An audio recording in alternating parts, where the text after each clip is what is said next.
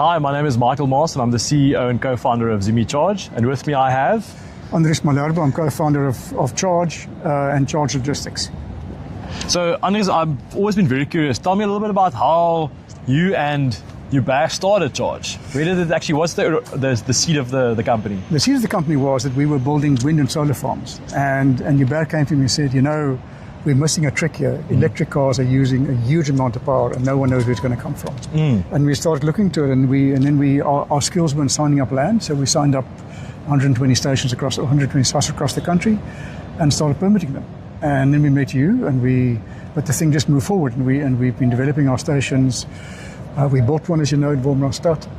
And then we came across the DBSA who wanted to invest, but they said we will only invest if you develop a route, which is why we developed the N3, which was a really short route but very heavy traffic, really attractive cities, Johannesburg and Durban, and that's how we ended up where we are today. Very interesting.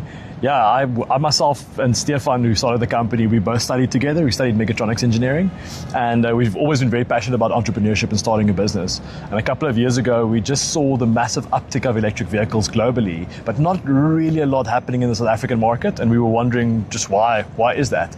And we realized one of the key components is really thinking about charging infrastructure and thinking about how to actually help operators understand how they could be saving potential costs while running electric vehicles. So we actually started as a public charging network and pivoted into the fleet space just because those are the customers that were kind of having the biggest problem. They face significant carbon pressures to decarbonize their fleets and they don't really know how to even start the transition to electric vehicles. They don't know where the beginning is, right? Because it's a completely different paradigm shift from how they're thinking about running diesel vehicles on fleet.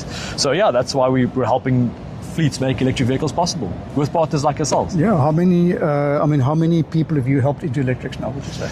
So we're currently working with about 10 different organizations, and they're all in different phases of transition. So generally speaking, it starts with a lot of analysis, understanding exactly what their fleet consists of and looking at what type of vehicles and routes they're running. And that's usually the pivotal point, right? And because we work with the OEMs, we have to understand exactly which vehicles can be replaced currently with the vehicles on offer in the market. And then from there on, it starts with the pilot phase. So then putting down chargers, putting down the vehicles with the customers, having them actually run it in operation, seeing how it operates, and then getting the fantastic feedback, the cost savings, the driver safety, as well as the driver wellness, which is an important aspect, as well as seeing that when you actually do bring charging infrastructure in place, it actually is much easier to run than it is a diesel fleet, right? You have less maintenance, and all of these benefits kind of stagger up, and then from there they start actually on their D-fleet cycle actually deploying more and more electric vehicles. And you're helping them to be able to contain their costs and to plan their costs going forward, which is very hard with diesel. I mean, look at the war now in Iran. I mean, diesel's almost doubled in the last 3 weeks, and it's saying no sign of stopping. Yeah, and you know the power of solar, right? So solar really gives you that predictability that you want in your cost planning, which is really important. So yeah, I mean, I think again something that's really important for me also is building these partnerships in the ecosystem, seeing that you're playing very much in the public charging space. You're doing work on the route, which there is a big need for electrification, and us coming from the logistics space, and then also helping the operators to plan and to actually execute those routes. I think it just works really well. I mean, I really like how synergistic our business is, that we're not in each other's space. I mean, you do a little bit, you have some charges, but actually you don't want to be in our space, we don't want to be in your space. So, but together we're a very powerful combination, which is going to be, I think, really, really good for developing the market. And that is I think the trick now is to get people used to electric vehicles, show them the benefits, and slowly but surely develop the market. Because I mean, it's amazing. Every year for the last 4 years, the sales of electric cars in South Africa has doubled, and it's now no longer an insignificant number. It's now becoming quite something, and it's driving us to very close to our break-even point in terms of the cars we need to make the business work. So I'm very optimistic about electric cars, and I think the push from the Chinese government and the Chinese economy to electrify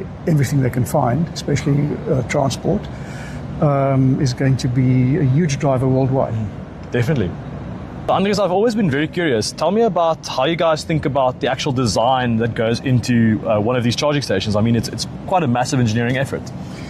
Well, the first thing is the location. So the first thing is we look for a site that's mainly level. You learn very quickly with solar that if you have shadows and stuff like that, you can't cope at all. We also wanted to have good locations, have good access.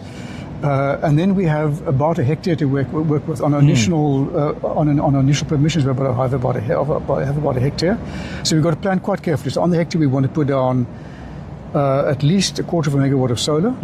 We want to put on quite a big container with batteries and all the electrical equipment. We want at least 6 charging outlets. Most often we have to build a little convenience store, convenience cafe where people can sit and have a cup of coffee while the cars are charging with very fast Wi-Fi. So to put all of that in is a bit of a jigsaw puzzle. Yes. And we want circulation, and we want at least 2 of our charging points to be far enough away from the rest that your logistics customers that the trucks can actually come in. So similar to how you think about a petrol station, exactly. You usually have the trucking area almost at the back and the consumer area at the front. Yeah. But even so, even with all of that, we don't even fill half a hectare. So we have, and this station can handle up to 20 cars a day. It'll be very profitable, 20 cars a day. And probably handle about 10 trucks, because trucks are far heavier than cars. But we can double, if not triple, the capacity of the station simply by putting down more solar and more batteries. And everything is built so it can expand in that direction, in that direction, in that direction, in that direction, in that direction. And tell me about the modularity of the site, right? Are all of the sites going to be a similar configuration, or do you have different configurations depending on the location? Well, when we do sites just for logistics, they're different because they have much larger solar installations. They're up to 5 megawatts where we start. But on this car sites, we start like this. We certainly start with this size. So we start with the 260 kilowatt peak of solar gives us enough power to charge any car at its top speed in South Africa. But it doesn't fill up that much space. It's not that expensive. So it's kind of a graph. It's like enough, fast enough, but small enough. But each site is different. So for each site we have the solar characteristics, we have the weather patterns, but we don't quite know between the demand and when people arrive and what exactly happens with the climate. We're not exactly sure. So in some sites we might build off the solar more quickly. In other ones we might do the battery more quickly. It will depend on the demand, right? It depends on the demand and the demand profile and the climate at the site. And the one thing that's different with our sites is we don't build our sites to maximize the power. We build our sites to minimize the differential between winter and summer. So we have consistent power throughout the day and throughout the year, because that's the best way to serve our and your customers. Excellent. Hi, my name is Michael Maas and I'm the CEO and founder of Zimi. One of the reasons we started Zimi Charge was that we have a mission to help shift all 12 million vehicles in South Africa to electric, mainly to improve the quality of our air, as well as to help save the environment by decarbonizing transportation. If you think of a beautiful place like Cape Town where we are today, the air quality and the noise is heavily impacted by the transportation around us. If we can actually shift from diesel and petrol vehicles and trucks to electric, we're going to improve the air quality significantly, improving the health of our citizens. We're also going to improve the noise quality of our cities, as well as have a positive economic impact that will have lots of benefits for South Africans.